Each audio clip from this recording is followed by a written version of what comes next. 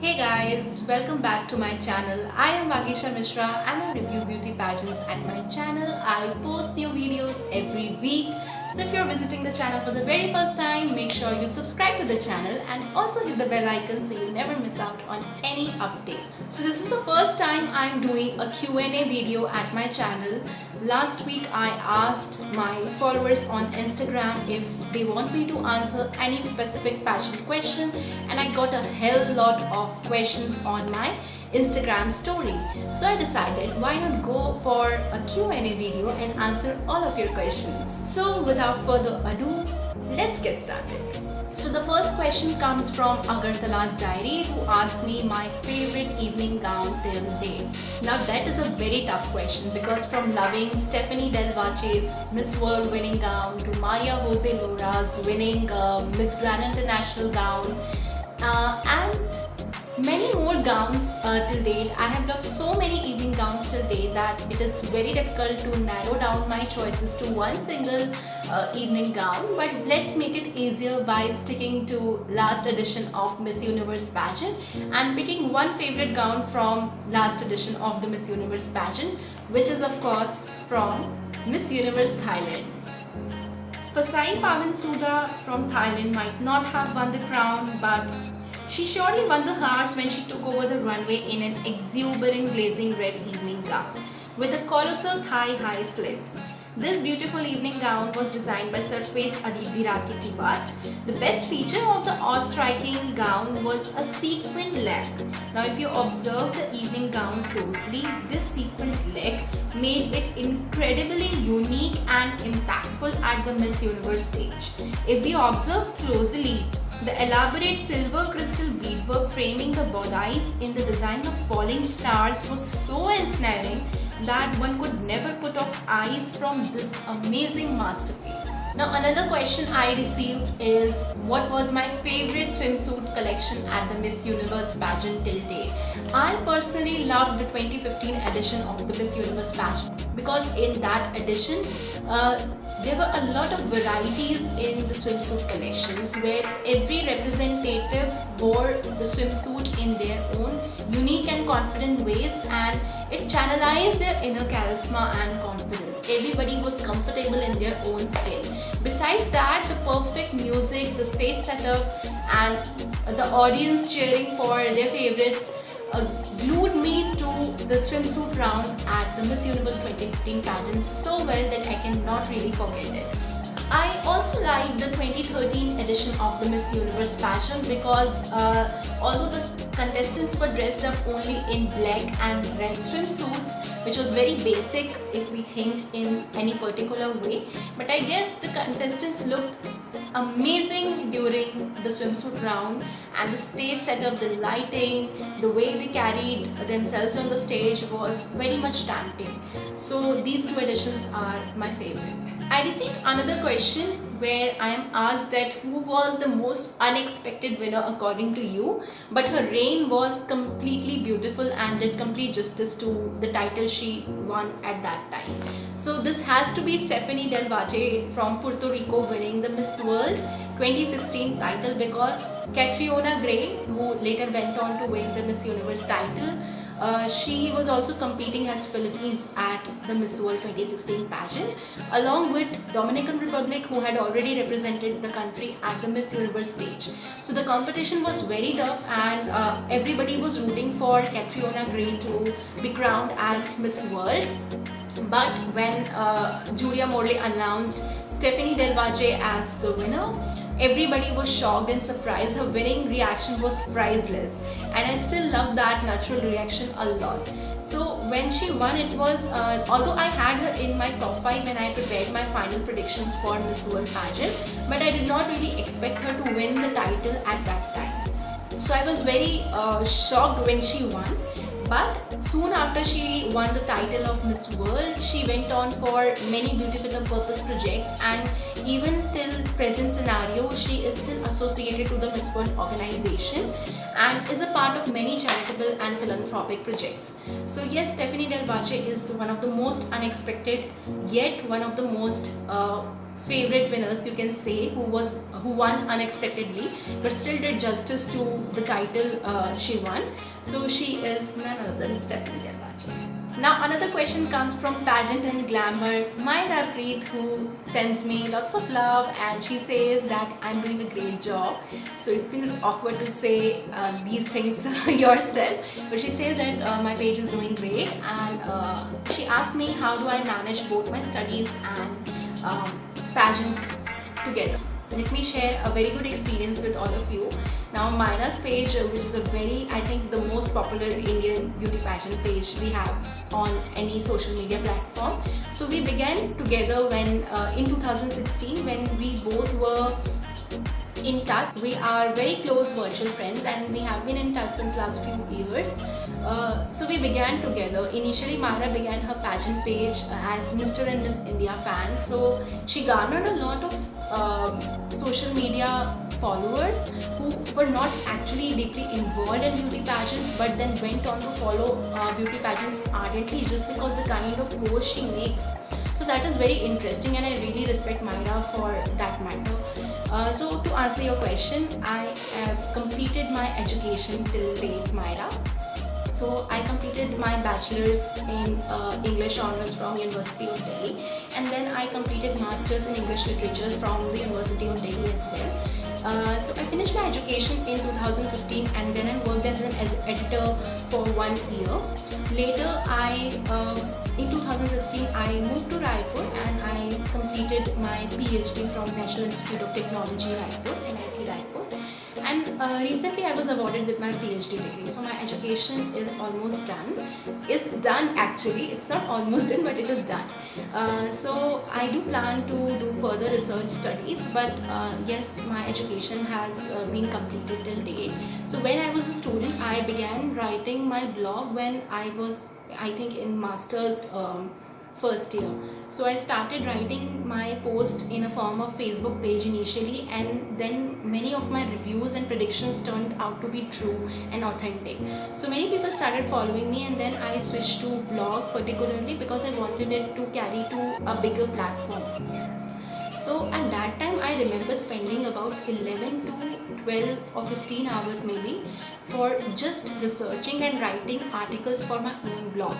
So as a student that was very much feasible for me, but now when I am working, it is very much difficult for me to cater out time for my blog and all the social media platforms which I am handling, because I am doing all of it single-handedly. I do not have a team, and I manage all the social media platforms.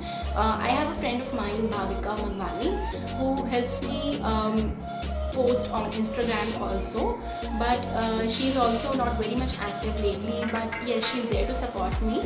So I handle many of my social media accounts like Instagram, Facebook, Twitter, then blog, and now I've started with YouTube. So it is very much difficult to cater time for all of it.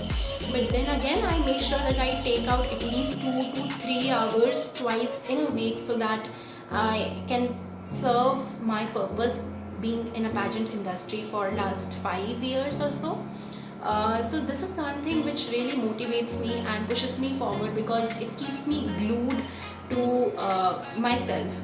I feel more lively, I feel more vivacious when I am involved in pageant, and this is one thing which has really helped me stand out in my personal life as well. It is very much responsible for my personal growth, because initially I was an introvert. So when I started writing about pageants, I actually started being a little bit more open in front of everybody, and now that I have been a part of this industry since last many years, I am a complete extrovert right now.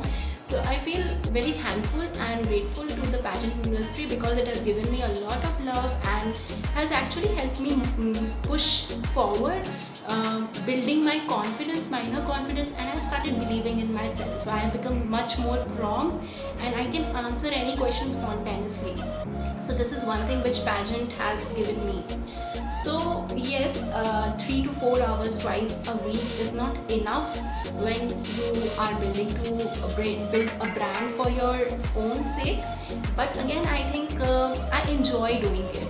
because I plan to only be a teacher in my personal life. So I think I enjoy writing and sharing my opinions on beauty pageants. I love reviewing beauty pageants.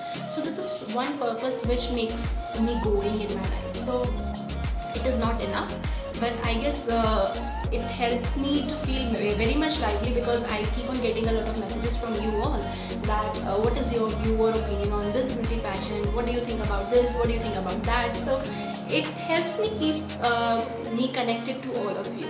So although it is very much difficult for me to take out 3 to 4 hours of my tight knit schedule, because I'm managing everything on my own, but yes, I love doing it. So when you love doing anything, I am sure that you can do anything what you want. Another question asked me whether I'm a coffee or a tea person. So I'm a very flexible person, I must say. So whenever I'm extremely tired and I'm off from work, I would prefer a cup of tea, because it rejuvenates me internally.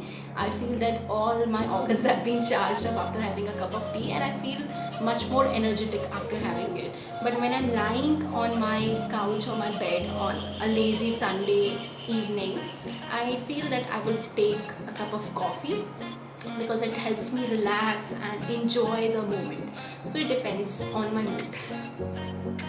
Now I have another question who asked me, why is Miss Diva obsessed with a similar kind of gowns year after year?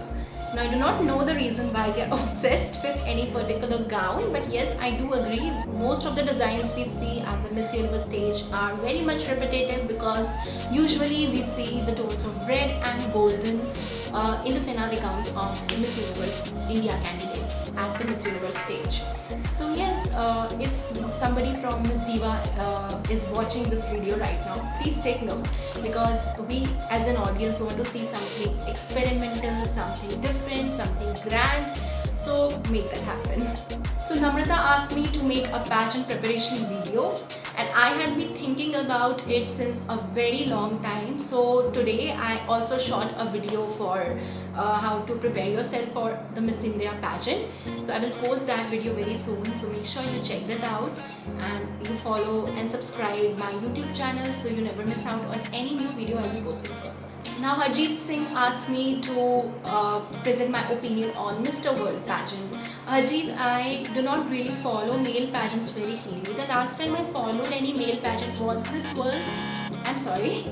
World 2016, when Rohit Khandelwal was representing India at the pageant. So I observed his eloquence and his smartness through his interviews and press conferences he did before representing India at Mr. World pageant. So I was very much sure that the kind of personality with which he is going to represent India internationally, we may win the title. And he actually ended up winning the first Asian and Indian title of Mr. World. So that was very proud moment for me. I remember I watched the pageant late at night. It was about 2 to 3 o'clock, and the feeling was surreal. I actually loved that feeling. So yeah, I do not follow the male pageants very keenly. I do not have much interest in it, and I've been asked by many of my pageant followers that why do not I make a video or a review on male pageants. So that is the only thing whenever I am not able to give my 100% to anything, I do not jump into it. So that is why I've stayed away from the male pageants. The next question is from Umar Farooq, who asked me who is my favorite Miss Diva. Now this has to be Manasi Moge, the first ever Miss Diva who was crowned as Miss Universe India in 2013. Now the reason why I'm picking her as my favorite Miss Diva winner is not only because she placed into top 10 of Miss Universe pageant, but because she's somebody who is quintessentially herself. So when she goes on the stage and she flirts with the camera, the way with which she smiles at the camera, how she smiles, how she walks, it is all self-invented. She does not copy anybody, which is what makes me adore her even more. So when somebody is herself, they actually shine very effectively. So this is the reason why I really appreciate her, because she does not try too hard to come into spotlight.